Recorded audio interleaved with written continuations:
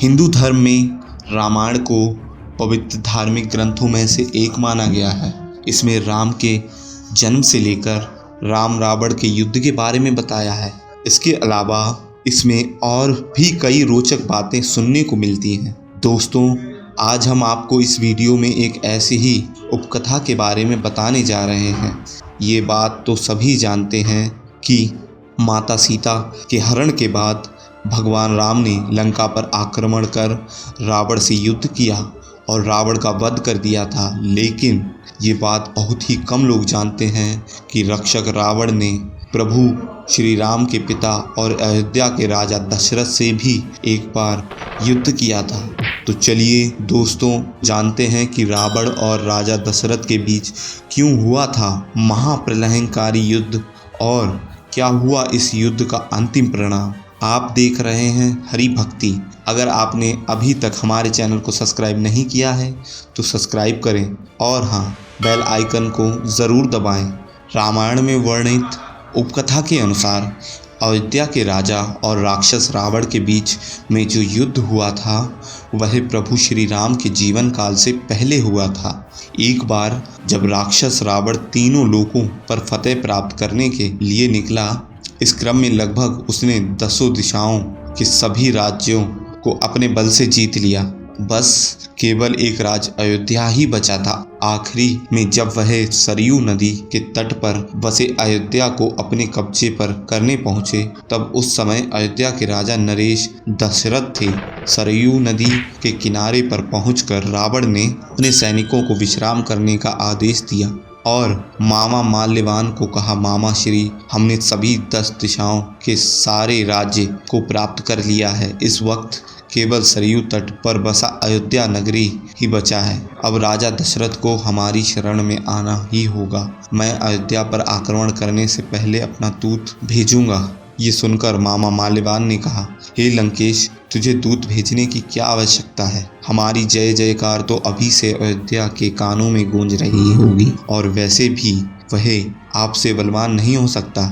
इतना सुनते ही रावण ने कहा, मामा श्री, आप भूल रहे हैं कि हम किसी राज्य पर हमला करने से पहले दूत भेजना हमारी राज्य पद्धति रही है। इसीलिए शीघ्र वहां अपना एक दूत भेजिए। इस पर मामा ने कहा, जो आज्ञा दशानन, मेरे हिसाब से इस काम के लिए तुमको मेरे भ्राता मारीच को भेजना चाहिए।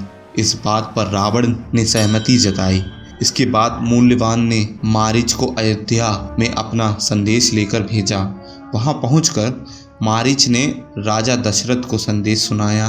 कहा, हे राजन, लंका के राजा रावण सरयू तट के पास सेना समेत आ पहुंचे हैं और मुझे यह बोलने को भेजा है कि या तो कल सुबह आप उनसे युद्ध करें, अन्यथा अपनी हार स्वीकार कर लें। इसी में ही आपकी भलाई है। रावण का यह समाचार सुनकर दशरथ क्रोधित हो गए और मारीच से कहा, अयोध्या की किसमें भलाई है, ये अयोध्या का राजा अच्छी तरह से जानता है। तुम्हारे राजा रावण के अत्याचार शासन से आज तक किसी का भला नहीं हुआ है। इसीलिए जाओ और अपने राजा से कहो कि हम रघुवंशी शांतिमय हैं। हम राक्षस रावण जैसे किसी पर भी जुल्म नहीं करते। अब इसका मतलब ये तो नहीं है कि हम तुम्हारे इस अत्याचार शासन को सहन कर लेंगे। जैसे राजा रावण को अपनी संस्कृति प्रिय है, वैसे ही हमें भी अपनी संस्कृति अधिक प्रिय है। जाओ अपने राजा से कहो कि हम उनकी आधीनता को समर्थन नहीं कर सकते हैं। मारीच ने कहा, इसका मतलब ये हुआ राजन कि आप युद्ध चाहते हैं। तब राजा दशरथ ने मारीच को कहा, मैंने कब कहा, बल्कि मैंने यह कहा है कि हम शांति प्रिय हैं, परंतु अगर हम पर कोई हमला करता है तो हम उसका अभिवादन युद्ध क्षेत्र में करते हैं। तुम्हारे राजा को अगर युद्ध प्रिय है तो जाकर अपने राजन को बोलो, आकर वो युद्ध क्षेत्र में हमसे भेंट करें, तो राजा दशरथ उनका स्वागत तीक्ष्ण बाणों से करेगा। राजा दशरथ के मुंह से ऐसी बातें सुनकर मारीच वहां से चला गया और रावण को सब कुछ बताया। राजा दशरथ के मुंह से ऐसी बातें सुनकर रावण क्रोधित हो उठा और बोला, सैनिकों तैयार हो जाओ, कल प्रातः हम अयोध्या पर आक्रमण करना है। राजा का आदेश सुनते ही सभी सैनिक युद्ध की तैयारी में जुट गए।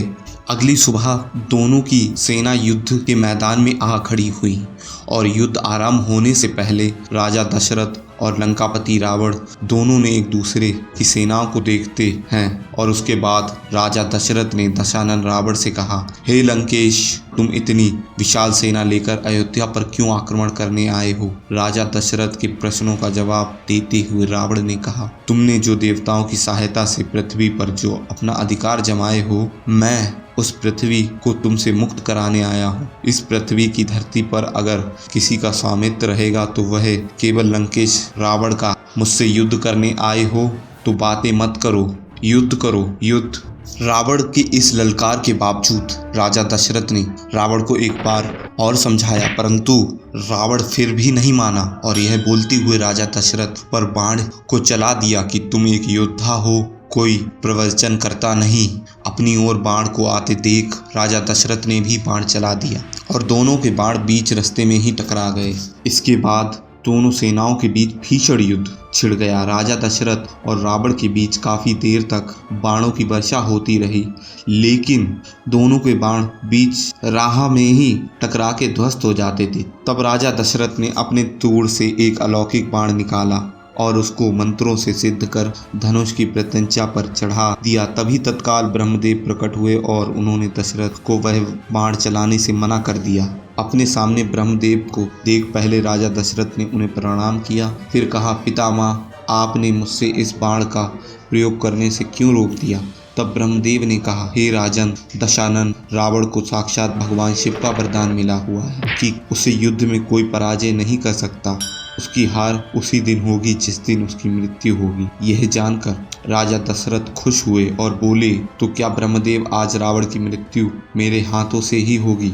ब्रह्मदेव ने कहा, नहीं राजन, उसकी मरने की एक समय सीमा निश्चित है, परंतु अभी नहीं है। तुम अपना यह बाण वापस ले लो। यह सुनकर राजा दशरथ ने ब्रह्मदेव से कहा, नहीं पितामह, प्रत्यंचा पर चढ़ चुका है, मैं कैसे वापस ले सकता हूँ? तो ब्रह्मदेव ने कहा, इसे अंतरिक्ष में छोड़ दो। यह सुन दशरथ ने कहा, जो आज्ञा। लेकिन ब्रह्मदेव, आप यह बताइए कि यह अयोध्या के द्वार पर खड़े इस रावण रूपी संकट से कैसे छुटकारा मिलेगा? ब्रह्मदेव ने कहा, उसकी चिंता ना करो राजन, मैं रावण को समझा दूंगा। राजा दशरथ ने कहा, जो आज्ञा। फिर ब्रह्मदेव वहां से अंतर्ध्यान हो गए और कुछ देर बाद ब्रह्मदेव रावण के समक्ष प्रकट हुए। रावण ने ब्रह्मदेव को देख हाथ जोड़कर प्रणाम किया।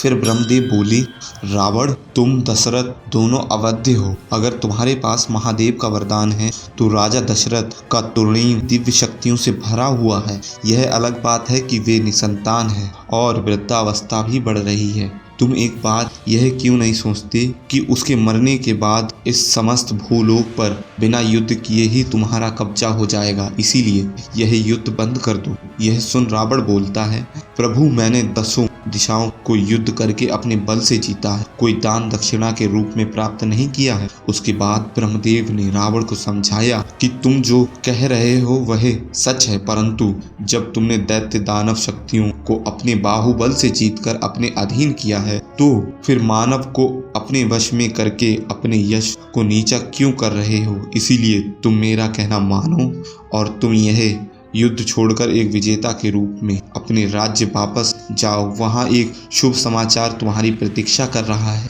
इतना कहकर ब्रह्मदेव अंतर्ध्यान हो गए। यह सुन रावण ने अपने सैनिकों को युद्ध रोकने का आदेश दिया और फिर लंका की ओर चल पड़े। उधर राजा दशरथ ने बाण को अंतरिक्ष की ओर छोड़ दिया। दोस्तों, ऐसी ही जानकारियों के लिए जुड़े रहें हमारे चैनल हरि भक्ति के साथ। अगर आपको यह वीडियो पसंद आई है तो वीडियो को लाइक, सब्सक्राइब और साथ ही साथ इस वीडियो को शेयर करना ना भूलें। धन्यवाद।